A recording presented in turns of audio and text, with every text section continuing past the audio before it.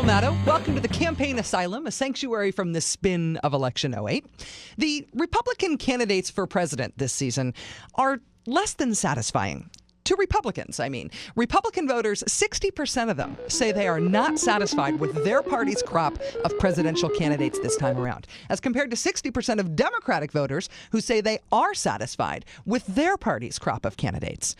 And sure, Fred Thompson, Newt Gingrich, Hugh Hefner, Henry VIII, any of those guys may still get in for the Republicans. There's still time.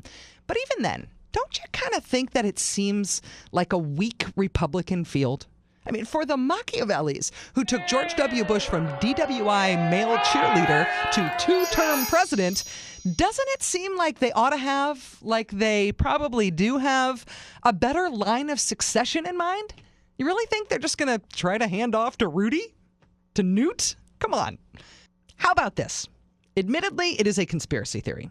But how about they medically retire Dick Cheney? I mean, it's not that far-fetched an idea.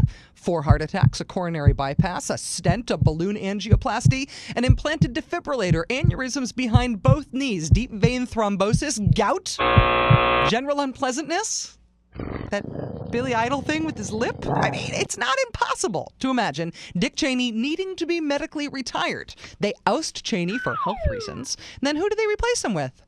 How about Jeb Bush? Jeb Bush gets to run for president then as an incumbent vice president. Of course, he doesn't want to, but he has to run reluctantly. He's an incumbent vice president. He has to run.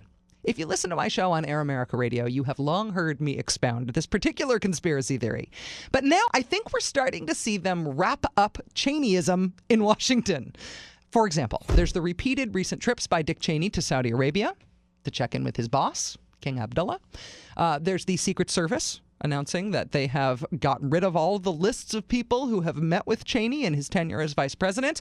And there's a little awkward detail in the news recently. Just before Memorial Day, Dick Cheney's daughter's office at the State Department, the Overthrow Iran and Syria office, the Iran-Syria Policy and Operations Group, they closed that office at the State Department right before Memorial Day, very quietly. I think they might be wrapping up the Cheneys in Washington to prepare for Cheney to leave, to clear ground for Jeb to become the new vice president. You think I'm crazy. I know.